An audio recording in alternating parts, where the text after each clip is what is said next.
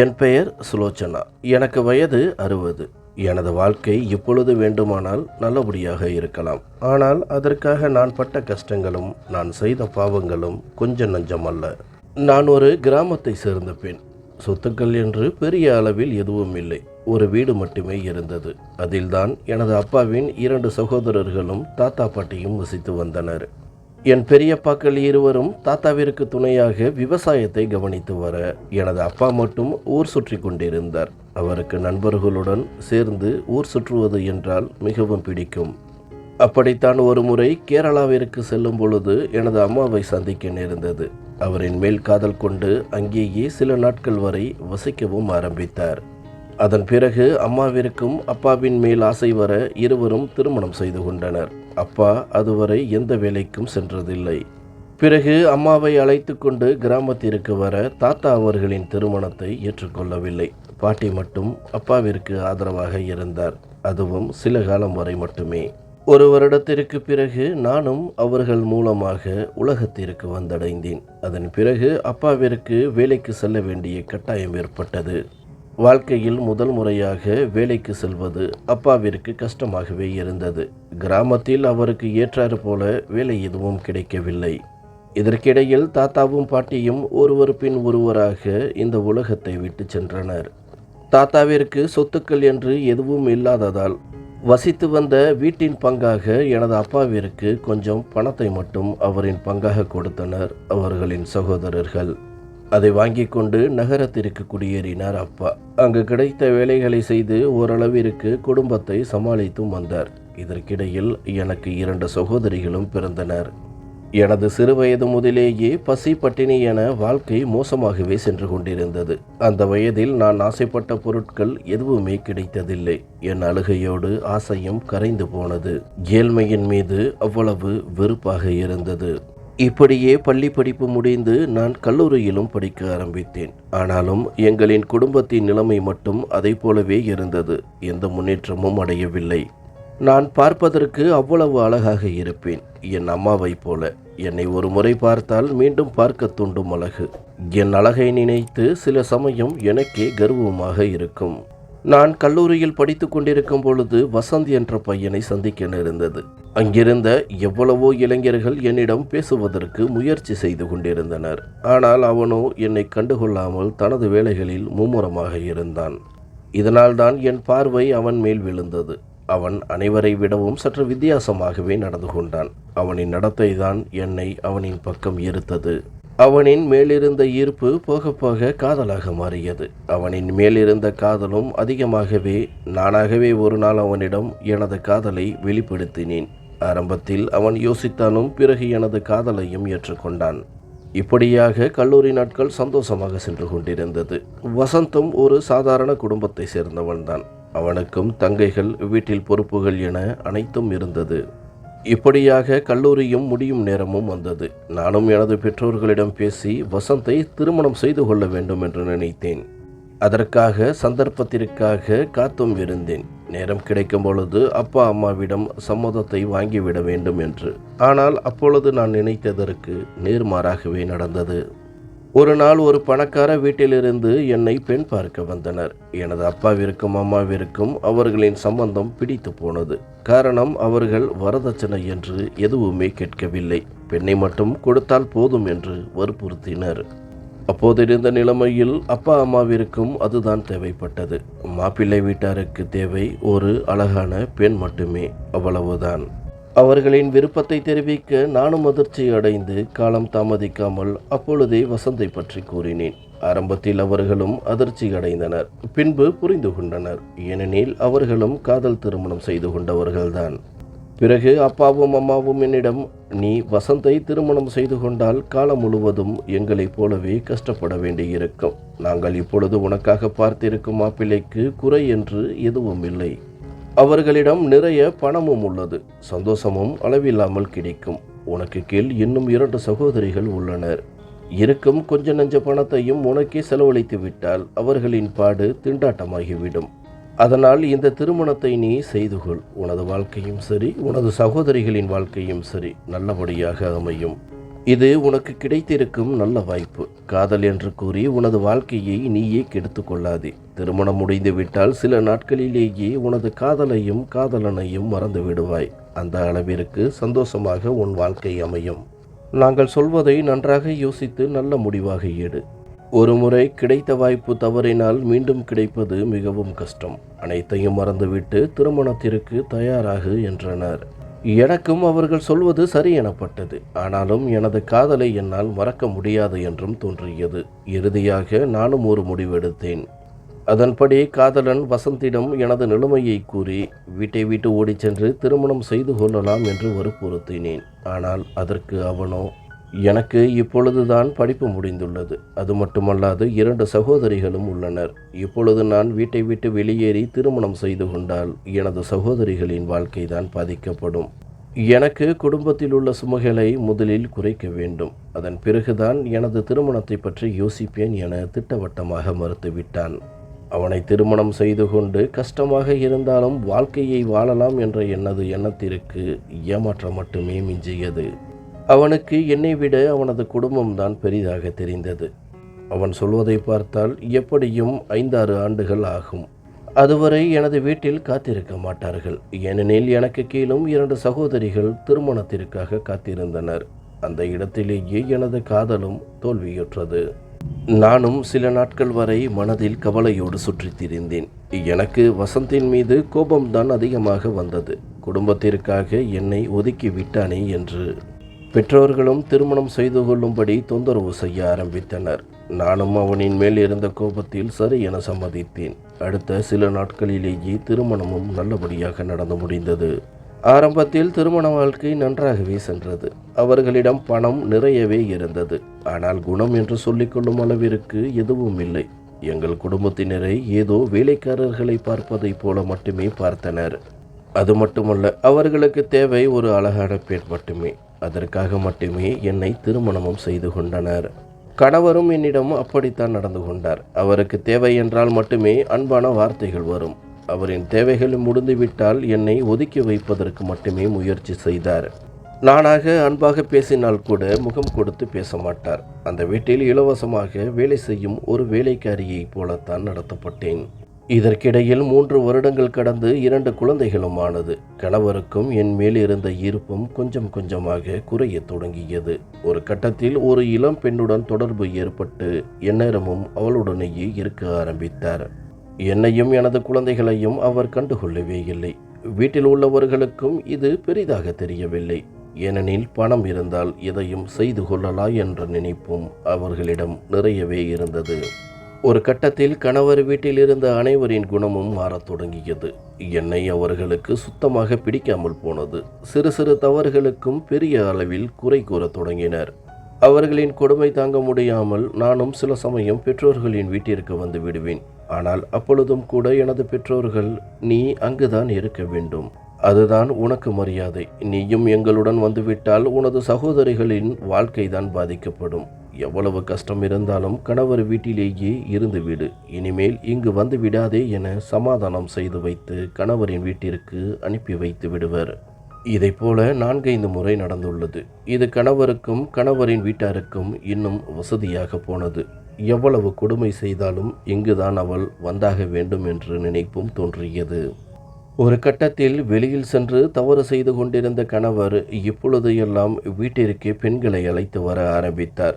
என் கண் முன்னாலேயே அவர் மோசமாக நடந்து கொண்டார். இது எனக்கு இன்னும் மனவேதனையை அதிகரித்தது. கோபம் தாங்காமல் அவர்களுடன் சண்டையிடவும் ஆரம்பித்தேன். ஒரு கட்டத்தில் நான் அவர்களுக்கு இடைஞ்சலாக மாறிப்போனேன். நான் கேள்வி கேட்டது அவர்களுக்கு பிடிக்கவில்லை. கணவரும் என்னை விவாகரத்து செய்ய நினைத்தார். எனது வீட்டாரும் என்னிடம் விவாகரத்து செய்யும் அளவிற்கு நடந்து கொள்ளாதே, கணவர் எது செய்தாலும் பொறுத்துக்கொள் என்று என்னை அவர்களுக்கு அடிமையாக இருக்கும்படி வற்புறுத்தினர். ஒருவேளை நீ விவாகரத்து செய்துவிட்டால் எங்களை தேடி வரக்கூடாது, நாங்கள் உனது தங்கைகளை வைத்து குடும்பம் நடத்துவதே பெரிய விஷயமாக உள்ளது, நீ உனது வாழ்க்கையை பார்த்துக்கொள் என மிரட்டவும் செய்தனர். எனக்கும் புரிந்து போனது, பெற்றவர்களால் இனி எந்த உதவியும் கிடைக்கப் போவதில்லை என்று. கணவர் சொன்னபடியே 2-3 வாரங்களிலேயே விவாகரத்தும் செய்துவிட்டார். நான் அந்த வீட்டிலிருந்து வெளியேற்றப்பட்டேன். அவர்களுக்கு குழந்தையை பற்றி எந்த கவலையும் இல்லை. நானும் 2 பிஞ்சு குழந்தைகளை கையில் ஏந்தி கொண்டு வீட்டை விட்டு வெளியேறினேன். எங்கு செல்வது என்று புரியாமல் நடுரோட்டில் தவித்து நின்றேன். எப்படியோ கை காதுகளில் இருந்த சிறிய நகைகளை விற்று எனக்கென்று வாடகைக்கு வீடும் பிடித்து கொண்டேன். கொஞ்சம் நாட்கள் வரை அந்த பணம் போதுமானதாக இருந்தது. ஆனால் அதன் பிறகுதான் வாழ்க்கையின் உண்மையான அர்த்தங்கள் புரிய ஆரம்பித்தது. குழந்தைகள் பசியால் அழ ஆரம்பித்தன. அப்பொழுதெல்லாம் அவர்களை நினைத்து அழுது கொண்டிருப்பேன். பிறகு அருகில் உள்ள வீடுகளுக்கு வேலைக்கும் செல்ல ஆரம்பித்தேன். அதை வைத்து ஓரளவு குழந்தைகளின் பசியை போக்க முடிந்தது. எங்கு சென்றாலும் கணவரைப் போல ஒரு கேவலமான புத்தி கொண்டவர்கள் இருக்கத்தான் செய்தனர். அவர்களிடமிருந்து என்னை பாதுகாத்துக் கொள்வதே பெரிய விஷயமாக இருந்தது. நிறைய இடங்களில் அவர்களுக்கு பயந்தே வேலையை விட வேண்டியதாக இருந்தது.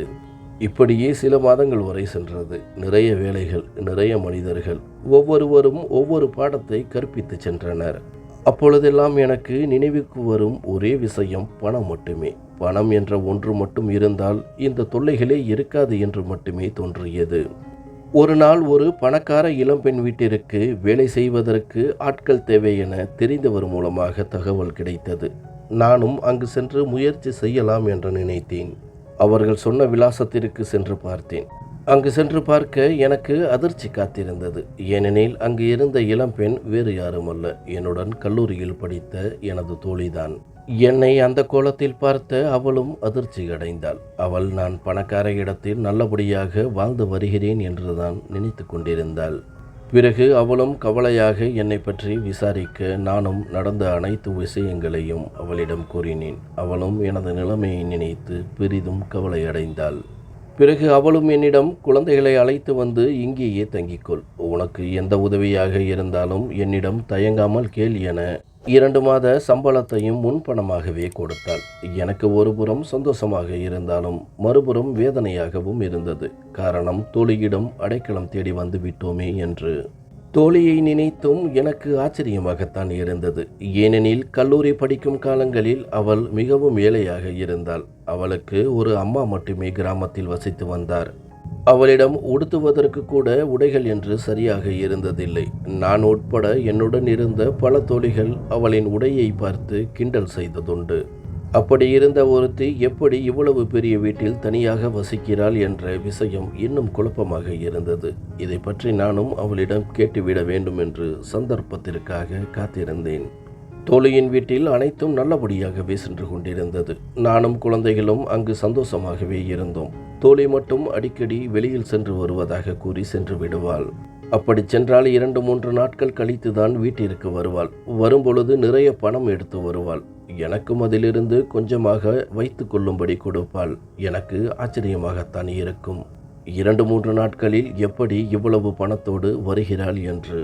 ஒரு நாள் நானும் ஆர்வம் தாங்க முடியாமல் அவளிடம், நீ என்ன வேலை செய்கிறாய் என கேட்டேன். ஆரம்பத்தில் அவள் எதுவுமே வாய் திறக்கவில்லை. அவளது பதில் புன்னகையாக மட்டுமே இருந்தது. ஆனால் நானும் விடாமல் 2-3 முறை அவளிடம் இதை பற்றி கேட்டேன். ஒரு நாள் அவளும் என்னை அருகில் அமர வைத்து பேச ஆரம்பித்தாள். நான் கல்லூரியை முடித்தவுடன் நிறைய இடங்களில் வேலைக்கு முயற்சி செய்தேன். சில இடங்களில் வேலையும் கிடைத்தது. ஆனால் அங்கிருந்த சில மனிதர்கள் என்னிடம் வேலையை காரணம் காட்டி தவறாக நடப்பதற்கு மட்டுமே முயற்சி செய்தனர். அவர்களுக்கு பயந்து வேலையை விட வேண்டியதாக இருந்தது. இதற்கிடையில் எனது அம்மாவின் உடல்நிலையும் மோசமடைந்து அவருக்கும் மருத்துவ செலவிற்கு நிறைய பணம் தேவைப்பட்டது. அப்பொழுதுதான் ஒரு பெண்ணின் பழக்கமும் ஏற்பட்டது. அவர்தான் முதலாக என்னை 4-5 நபர்களிடம் அழைத்துச் சென்றார். அவர்கள் அன்று இரவு பல கொடுமைகள் செய்து நரகத்தை காண்பித்தனர். ஆனால் விடிந்ததும் என் கையில் பல ரூபாய் நோட்டுகளின் கட்டுக்களை வைத்தனர். பணத்தை பார்த்ததும் நான் பட்ட அனைத்து கஷ்டங்களும் பறந்து போயின. அதே பணத்தை வைத்துதான் அம்மாவின் மருத்துவ செலவிற்கும் எனக்கு தேவையானதையும் நிறைவேற்றி கொண்டேன். அங்கிருந்துதான் எனது வாழ்க்கையும் தொடங்கியது. பெரிய பெரிய பணக்காரர்கள் தங்களது தேவைக்காக என்னை அழைப்பர். அவர்களுடன் கொஞ்சம் கஷ்டமாக இருந்தாலும் வரும்பொழுது நிறைய பணமும் கொடுத்து அனுப்புவர். நான் செய்வது தவறுதான். ஆனாலும் அதையும் தாண்டி பணம் என்ற ஒன்று மட்டும் நிறையவே தேவைப்பட்டது. அது ஓரளவு இப்பொழுது எனக்கு கிடைத்தும் விட்டது. அம்மா நான் இந்த நகரத்தில் பெரிய வேலையில் இருப்பதாக நினைத்து கொண்டிருக்கின்றார். இன்னும் சில மாதங்களில் அனைத்தையும் விட்டுவிட்டு அம்மாவின் விருப்பப்படியே அவர் பார்க்கும் மாப்பிள்ளையை திருமணம் செய்து கொள்ளலாம் என்று உள்ளேன் என்றாள். அவள் கூறியதை கேட்டு எனக்கு அதிர்ச்சியாகவும் ஆச்சரியமாகவும் இருந்தது. பிறகு அவள் என்னிடம் மெதுவாக, நான் சொல்வதை நன்றாக கேள். உனக்கும் 2 குழந்தைகள் ஆகிவிட்டது. நீயும் இப்பொழுது ஆதரவின்றி தனியாக தவித்து நிற்கின்றாய். நானும் சில மாதங்களில் இந்த ஊரை விட்டு சென்று விடுவேன். அதன் பிறகு உனது வாழ்க்கை இன்னும் மோசமடையக்கூட வாய்ப்புள்ளது. நீயும் இப்பொழுது கூட பார்ப்பதற்கு அழகாகத்தான் உள்ளாய். உனது குழந்தைகளின் எதிர்காலம் உன் கையில்தான் உள்ளது. நீ கஷ்டப்பட்டது போல உனது குழந்தைகளையும் கஷ்டப்பட நீ விரும்ப மாட்டாய் என நினைக்கின்றேன். வாழ்வதற்கு வழியே இல்லாத போது எதுவுமே தவறில்லை. உனக்கு விருப்பம் இருந்தால் நான் பார்க்கும் வேலையை நீயும் பார்க்கலாம். அதிலிருந்து உனக்கு நிறைய பணமும் கிடைக்கும். நாம் பணக்காரர்களை மட்டும் தேர்ந்தெடுப்பதால் வெகு விரைவாகவே நாமும் பணக்காரர்களாகிவிடலாம். அதற்கு சில மாதங்கள் போதும். அதிக வருடங்கள் உழைக்க வேண்டியதை சில மாதங்களிலேயே நாம் அடைந்து விடலாம். நாம் எங்கு சென்றாலும் எந்த விபரமும் வெளியில் தெரிய போவதில்லை. உனக்காக இல்லாவிட்டாலும் உனது குழந்தைக்காக யோசித்து நல்ல முடிவாக எடு. ஒருவேளை உனக்கு இதில் விருப்பம் இல்லை என்றால் அப்படியே விட்டுவிடு. அதை பற்றி நான் இனிமேல் எதுவும் உன்னிடம் கூற மாட்டேன். நன்றாக யோசித்து நல்ல முடிவாக எடு என கூறிவிட்டு அங்கிருந்து சென்று விட்டாள்.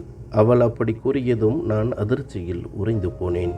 காரணம், என்னையும் அவளைப் போல நினைத்து விட்டாளே என்று. ஆனாலும் ஒருபுறம் நான் நன்றாக இருக்க வேண்டும் என நினைத்தாளே என சிறிதாக சந்தோஷமாகவும் இருந்தது. ஆரம்பத்தில் நான் அவள் கூறியதை பொருட்டாகவே நினைக்கவில்லை. ஆனாலும் அவளின் வார்த்தைகள் அடிக்கடி என் மனத்திற்குள் வந்து சென்று கொண்டிருந்தது. அவள் கூறியது அனைத்தும் உண்மைதான். எனது குழந்தைகளின் சந்தோஷத்திற்காக நான் ஏதாவது செய்ய வேண்டும். என்னைப் போல எனது குழந்தைகளும் கஷ்டப்படக்கூடாது என்று நினைத்தேன். இப்பொழுது இருக்கும் நிலையில் வீட்டு வேலைகள் செய்து அவர்களை சந்தோஷமாக வைத்து கொள்வது முடியாத காரியம். அவர்களுக்கு தேவைப்படும் அனைத்தையும் என்னால் நிறைவேற்றவும் முடியாது. எனக்கென்று ஆதரவும் யாரும் இல்லை. அனைத்தையும் நன்றாக யோசித்து நானும் ஒரு முடிவெடுத்தேன். பிறகு தோழியிடமும் எனது முடிவை பற்றி கூற அவளும் சந்தோஷம் அடைந்தாள். முதல் முறையாக என்னை ஒரு இடத்திற்கு அழைத்துச் சென்றாள். எனது பெயரும் அடையாளமும் முற்றிலும் மாற்றப்பட்டது. அங்கு நடுத்தர வயது மிக்க ஒரு மனிதரிடமும் அறிமுகம் செய்து வைக்க, அந்த மனிதரும் எனது அழகை பார்த்து அதிகமாகவே பாராட்டவும் செய்தார். அன்று இரவு அவருடன் கழிந்தது. என்னை அவருக்கு மிகவும் பிடித்து போனதால் பேசியதை விட 2 மடங்காக பணத்தை கொடுத்து அனுப்பினார். ஒரே இரவில் இவ்வளவு பணம் கிடைக்குமா என ஆச்சரியமாகத்தான் இருந்தது. இப்படியே பல இரவுகள், பல மனிதர்கள், பல லட்சம் பணமும் சேர்ந்தது. பணத்தை பார்த்ததும் எதுவும் தவறாக தோன்றவில்லை. சில மாதங்களிலேயே எனது தோழி சொன்னது போலவே நிறைய பணம் சேர்ந்தது. குழந்தைகளை பராமரிப்பதற்காக தனியாக ஆட்களை நியமித்து கொண்டேன். வேறு ஒரு தெரியாத நகரத்தில் எனது பெயரில் வீட்டையும் வாங்கி கொண்டேன். வீட்டோடு சேர்த்து எப்பொழுதும் வருமானம் வரும் வகையில் 2-3 கடைகளையும் வாங்கி கொண்டேன். அந்த அளவிற்கு பணமும் நிறையவே வந்து கொண்டிருந்தது. இதற்கெல்லாம் காரணம் எனது அழகுதான். நான் யாரோடு சென்றாலும் அவர்கள் பேசியதை விட அதிகமாகவே பணத்தை கொடுத்து கொண்டிருந்தனர். ஒரு கட்டத்தில் எனது தோழியும் தான் திருமணம் செய்து கொள்ளப் போவதாக தனது விருப்பத்தை தெரிவித்தாள். நானும் சந்தோஷமாக அவளை வழி அனுப்பி வைத்தேன். அவள் சென்ற பிறகு அதற்கு மேலும் அந்த தொழிலில் இருக்க எனக்கு விருப்பம் இல்லை. ஏனெனில் அவ்வளவு பணம் சேர்ந்து விட்டது. ஒரு கட்டத்தில் எனக்கும் லேசான குற்ற உணர்வும் தோன்றியது. எங்கே தவறான பாதையில் செல்கிறோமோ என்று. அந்த நகரத்தை அப்படியே விட்டுவிட்டு புது மனுஷியாக நான் வீடுகளை வாங்கி வைத்திருந்த வேறு ஒரு நகரத்திற்கும் குடிபெயர்ந்தேன். அங்கு சென்று என்னிடம் இருந்த கொஞ்சம் பணத்தை வைத்து சிறிதாக ஆடை தயாரிக்கும் ஒரு நிறுவனத்தை தொடங்கினேன். அதுவும் படிப்படியாக வளர்ச்சி அடைய ஆரம்பித்தது. இதற்கிடையில் குழந்தைகளை நல்ல பள்ளியில் சேர்த்தேன். அவர்களும் மகிழ்ச்சியாக இருந்தனர். அவர்களை பார்க்கும் பொழுது நான் பட்ட கஷ்டங்கள் அனைத்தும் மறந்து போனது. பல இரவுகள் வேதனையை தாங்கிக் கொண்டது அவர்களின் சந்தோஷத்தை பார்ப்பதற்காகத்தான். அதன் பிறகு நான் எந்த ஒரு தவறான விஷயங்களிலும் ஈடுபடவில்லை. நான் தொடங்கிய நிறுவனத்தை கவனிப்பதில் மட்டுமே அதிக கவனம் செலுத்தினேன். எதிர்பார்த்தது போலவே நிறுவனமும் நல்ல நிலைமையை அடைந்தது. நிறைய ஆட்களும் தேவைப்பட்டனர். நானும் ஆட்கள் தேவை என்ற செய்தித்தாள்களில் விளம்பரம் கொடுத்தேன். அதை பார்த்துவிட்டு எனது முன்னாள் காதலன் கல்லூரியில் படித்த வசந்தும் வேலை தேடி எனது நிறுவனத்திற்கு வந்திருந்தான். அவனுக்கு இன்னும் திருமணம் ஆகாமல் இருந்தது. எனக்கும் அவன் மேல் எந்த கோபமும் இல்லை.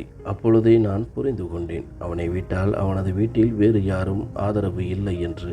நானும் அவனை அப்பொழுதே மன்னித்தும் விட்டேன். பிறகு அவனை பற்றியும் விசாரிக்க ஆரம்பித்தேன். அவனும் 2 தங்கைகளை திருமணம் செய்து வைக்கவே மிகவும் கஷ்டமாகி போனதாகவும், சரியான வேலையில்லாமல் திண்டாடுகிறேன் என்ற உண்மையையும் கூறினான். அவன் மேல் எனக்கு பரிதாபம்தான் உண்டானது. உண்மையில் அவன் ஒரு நல்ல மனிதன் என்பதால் எனது நிறுவனத்தில் நல்ல சம்பளத்தில் பொறுப்புள்ள பதவியையும் கொடுத்தேன். அவனும் சந்தோஷமாக வேலையை பார்க்க தொடங்கினான். அவன் 2-3 முறை என்னிடம் பேசுவதற்கும் முயற்சி செய்தான். அப்பொழுதெல்லாம் வேலை விஷயமாக மட்டும் என்னுடன் பேசுவதாக இருந்தால் பேச வேண்டும் என்று கண்டிப்புடன் கூறிவிட்டேன். அவனும் அதை புரிந்து கொண்டான். எனக்கு அவன் மேல் எந்த ஈர்ப்பும் இல்லை என்பதை. அதுவும் உண்மைதான். அவன் மேல் எனக்கு பரிதாபம் மட்டுமே இருந்தது. காதல், பாசம் என்று வேறு எந்த உறவும் இல்லை. ஏனெனில் வாழ்க்கையில் எனக்கு தேவைப்படும் நேரத்தில் யாருமே இல்லை. ஆனால் இப்பொழுது அனைத்தும் உள்ளது. நானும் யாரையும் தேட வேண்டிய அவசியமும் இல்லை. அது மட்டுமல்லாது அவனுக்கு நான் தகுதியான ஆளாக இருக்கவும் முடியாது. பிறகு வசந்திருக்கும் வேறு ஒரு பெண்ணுடன் திருமணமும் நடந்து அவரும் குழந்தை குட்டிகள் என வாழ ஆரம்பித்தார். நானும் சமூகத்தில் ஒரு நல்ல பெண்மணி என்ற அந்தஸ்தையும் சிறந்த தொழிலதிபர் என்ற பதவியையும் அடைந்தேன். எனது கடந்த காலம் பற்றி யாருக்கும் தெரியாமலேயே போனது. எனக்கும் இப்பொழுது 50 வயதை கடந்து விட்டது. எனது குழந்தைகளும் வெளிநாட்டில் படித்துவிட்டு என்னுடன் தொழிலை கவனித்து வருகின்றனர். இப்பொழுதும் தினமும் கடவுளிடம் வேண்டிக்கொள்வது ஒன்றுதான். முன்பு நான் செய்த பாவத்திற்காகவும் அது எப்பொழுதுமே வெளியில் தெரிந்துவிடக்கூடாது என்பதற்காகவும் தான் பிரார்த்தித்து கொண்டிருக்கின்றேன். நன்றி.